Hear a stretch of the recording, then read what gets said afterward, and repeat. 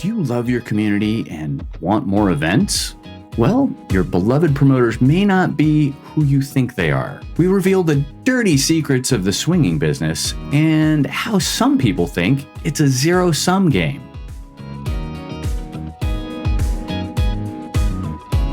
Welcome to Swinger University. I'm Ed. And I'm Phoebe. Join us as we explore the exciting world of ethical non-monogamy, sexual health, sex education, with an intellectual and sexy twist. Where do we want to start? This has been an episode that we've kind of had in our notes and in recordings in a car trip since way back in the day. Actually, if you've listened to all of our episodes, the Colorado house party, we came up with this topic back then. There have been a number of incidents since then that have continued to kind of fuel the content for this episode. Yeah, along with our personal experience that is on the side of an actual business promoter, so to speak. We're not really a business promoter, but right. But we cross into that line a little bit because we are promoting the podcast and we are reaching out to other people and being on their podcast and doing the social media. So we're starting to open that window. That window is starting to crack open. Yeah, and we did promote one event, our Costa Rica event. We've touched that line of being a promoter to a certain degree. So there's some stuff there. It's a bit, it was eye-opening. People warned us. And so, we have learned. We have things to share. The house part. Are we going to reveal the venue? It doesn't really matter, does it? It probably doesn't, but you know what? Let's just refrain from mentioning the title. Okay. A very popular swinger venue in Colorado. Yes. We'll leave it at that. There was a very active member in that community, in that club, who decided that the house parties that were also being run in Colorado and kind of the general area around where this club was were hurting the business, and they wanted to take things into their own hands to help the business because they loved it so much. They loved that business so much. And so this individual, on their own accord, as far as we know, went out of their way to, this is where it gets fun, dox the participants and the attendees and the hosts for these house parties to their entire neighborhood. Yes. Now, theoretically, the story is that the venue had no idea what this person was doing, and it was just this. Right. We don't know. We can neither confirm nor deny. Right. But they went to great lengths to go to troll all these people on the adult platforms that they're all signed up with. Right. To see what the guest list is. And this may have been one of the reasons why, what was it, Cassidy or SLS would remove the guest list after the party was over? Yeah, they did, but I doubt that it had anything to do with that. I think it was just poor foresight. Gotcha. In terms of what people do with guest lists. So then he had their photos. He would take their photos and I think he printed them out. He printed them up on flyers and brought them door to door to those individuals' neighborhoods and basically said the house parties are running a sex ring, a prostitution ring, a drug ring, like all kinds of crazy shit. Right. To get them shut down. Well, the HOAs were up at arms, of course, because HOAs are up at arms about everything. And a lot of people got hurt as a direct result of this. There were jobs that were impacted. Community standing was impacted. A bunch of house parties shut down because of this. Yeah, and people had to move, and they got fired from jobs or had to leave their jobs. It was a massive, massive impact. Right. The guy slipped up eventually because he was bragging about what he had done to try and to help the community, right? Like he was helping the community. That was his whole thing. And one of the people was friends with one of the house parties at this dinner event, and basically was like, oh, this is the guy that did all of this. And they blackballed this guy. He had a little bit of karma in what happened to him, but the damage was done. Yes. And we heard all about this from some of the members at one of the house parties we were at while we were there. Yeah. So the harm that this does is it creates fear in the community. It's certainly not supporting the community and the growth of the community. Right. And the fact that we all love one another and we all like being with each other and hanging out, and we like diversity. Right. Novelty. And that's part of the reason why we go to this venue and then to that venue. And then we fly out of state for venues or out of the country for right. It's what we do. It's what we love. And he really put a damper on that, and kind of a fear in the community. We've found going to the same party over and over again, we get tired of seeing the same venue. Like sometimes we want to go to a pool party. Sometimes we want to try a bigger scale party. Sometimes we want something quiet and intimate because we're just feeling a little overwhelmed by stuff. So getting a whole bunch of parties shut down just because you think that's not the way that swingers should play, that's ridiculous. That makes no sense whatsoever. But like I said, super fan of that particular venue. It could have also been, and we're going to touch on this in a bit, that mentality of glass half empty, glass half full. And we have another way of saying that in this next example that we're going to provide. You can draw your own conclusions in terms of whether that was positive or negative for the community. And we'd love to hear your side of, or your opinion about that particular incident and what you would think about that in the comments. But let's cross into another one. This one was a little bit more interesting. We didn't hear this. We did hear this secondhand again. There was a podcast panel. So a group of podcasters at an event, a couple of the panelists who were expressing some particularly negative opinions, view. It's not even that. They were degrading the people who were their own community. And they really, like, right there in front of the whole audience, basically tore the whole thing down, tore the community down. And it was really weird to us. They got a lot of funny looks. Like, it was strange to hear those words from this group in that context. It just didn't make any sense. We heard about it afterwards. We were like, well, there's a little bit more to that, and it kind of makes sense coming from this particular group. But it took a lot of people by surprise. They were shocked at that, especially their fellow panelies. Right. Yeah. The other one was in... We can say it. Okay. Vegas. It was in Vegas, and we had gone to an event, and we helped promote it.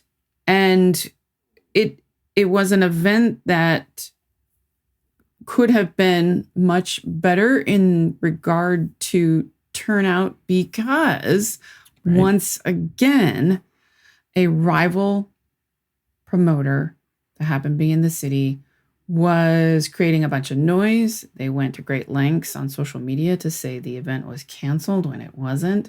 So directly impacting this particular promoter's business and trying to squash the event. So a lot of ticket sales were canceled. People backed out, wanted refunds. Of course, the promoter did so, but it impacted the guests that were there that didn't or couldn't cancel. It impacted the entertainment that was showing up for the event. A lot of entertainment backed out. Therefore, our experience was less because we expected more, but the promoter couldn't provide more because the entertainment wasn't right. So it had this it was a pretty serious cascade effect. Yeah. We were really looking forward to this event because it was supposed to be it felt like it was going to be a really big event and there were going to be a lot of people there. And it was a really low turnout. Like there were not nearly as many people as we had expected. Right. And it was really interesting later, after we had done a tour of the Mob Museum in Vegas, we reflected back on that situation, and we thought, gosh, this kind of plays directly into that Vegas mob mentality. Right. There really still is a lot of that, I guess, mentality, so to speak, in Vegas. The word of mouth around that town is like wildfire. Yeah. So when one person gets a contract shut down, it's heard all the way across the city. Right. That information is shared. Yeah. And so let's do that. Let's jump into the consequences because you're starting to really touch on them. So in that first one, the community felt shamed. The fellow panelists felt like they had been called out, right, basically in front of the whole group, and in a sense felt less than because this one opinion of somebody about what had been said. It's one of those things where, as my grandmother used to say, if you don't have anything nice to say, don't say anything at all. But I think it's important to say things, but you have to think about what are the consequences of what you're saying. It's okay to say negative things, and we think very deeply about what we're going to say in our episodes before we just spit it out, for fear of lawsuits, for fear of consequences, or how that might affect other people. So, for example, we had a policy for a long time about not bad-mouthing bad experiences. So if we go to an event, a house party, for example, and we don't like it, we don't come onto the microphones and tell everybody what a shitty party it was. It's not worth it for us. Well, and it's always subjective as well, because it could be shitty because we're in a bad headspace, or right. It wasn't our crowd. It wasn't our crowd, or it wasn't our venue, or we didn't like the paint on the walls. Like, right. I mean, it's so subjective. So right. It'd be asinine for me to think that you're right, that my opinion is going to be the same as somebody else's. Yeah. And for the most part too, I think if we've had conversations about venues with other swingers, personal conversations with our friends about how we wouldn't attend that party again, or we've chosen not to attend certain parties in our area because they don't sound like our cup of tea. Right. So we've had those conversations, not to say we'd never say anything bad and we're just, super PC all the time. Right. It's just we choose not to use our microphones as a way of tearing down other venues, because don't yuck somebody else's yum, as they say. Exactly. The other thing about that we find and have issue with is it makes the community look bad. It makes swingers look bad. We should be rooted out from society because we can't even get along amongst ourselves. And yeah, every swinger's not going to get along with every other swinger, but let's not make it personal. It's not. And when your business gets in the way of kind of other people's pleasure, that's a big problem. Yeah. Now, what also happened, unfortunately, in Vegas was several lawsuits were launched because it was just that bad. In fact, one of the employees, I believe, at one of the venues, revealed private contract details to the other promoter, and that is a serious no-no. Right. This wasn't just social engineering or social bad mouthing. Like there were some actual illegal things, allegedly.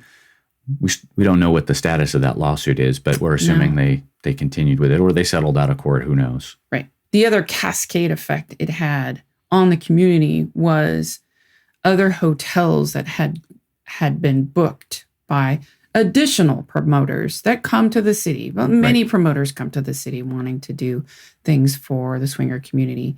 Those well-known hotels said, oh, in light of that hot mess that just went down, right, we are not going to allow any swingers or any swinger promoters to come and book our hotel, which is hard and hurtful because those venues are few and far between. Right. You can't find swinger clubs on every corner of the city. And even in Vegas, where there are a handful of them, a lot of them got shut down. There were a number of other events that got shut down, at least during that time frame. I'm sure that they've ramped back up. I mean, we've heard about some of the parties back. But it's difficult to cultivate those relationships. Yes. You know how hard it is to cultivate a relationship with another couple. Right. It's equally hard to cultivate that relationship with a business and convince them that we're not weirdos. We're not going to destroy the hotel. I mean, we're not running around naked outside. Like, it takes some convincing, right? So yeah, it put a kibosh on the community, and it was unfortunate. That's actually an interesting segue, and I'll touch on it briefly, and then we'll go back to the kind of the wrap up that we have. And we've been talking about promoters and how they kind of backstab and create problems for the community as a whole. But participants can also screw a venue too. Yeah. And there have been a number of events that we used to be able to attend, or I should say venues that we used to use for our local events that won't do business with the local promoters anymore. They had an incident and they said, nope, this is bad for business. We're not going to do business with that group anymore, right? Right. And we all get lumped together because we're a community. And there's a whole list of hotels. And until they change ownership or they change business policies or something changes, we'll never be able to do events at those places again. That's where self-policing within the swinger community is important. If you if you see someone that maybe has been, enjoying a little bit too much of, whatever they're enjoying for that evening to get their little buzz on, help them and help the community. Yes. If you go, ooh, that's going to turn out badly. Like if they're streaking down the hallway, yes, that is funny and it's hilarious and it's great to capture on your camera, but will that impact your ability to come back at that hotel? 100% if you get caught, because there's cameras and security. Right. So maybe help the other person not make that decision. Take it in a room. Maybe check yourself with yourself and go, do I really need that funny video? Because I may never be able to come back to this state, to this hotel again. Yeah. Yeah. You have to make the call. Is that one party worth never having a party again? And that's the thought that needs to cross through your head. Yes. Because that's quite possible. And you think about house parties. A lot of house parties are run in people's neighborhoods, and their neighbors may or may not want you vomiting on their lawn or leaving condoms all over the place or bottles or parking on their lawn, right? Like we've heard horror stories about this stuff. So it's like, have a little self-respect, B, respect for the community, and C, think about tomorrow and the next day and the day after that, and not just live in the moment. Exactly. There's more to it. I agree. So what is our wrap up for this?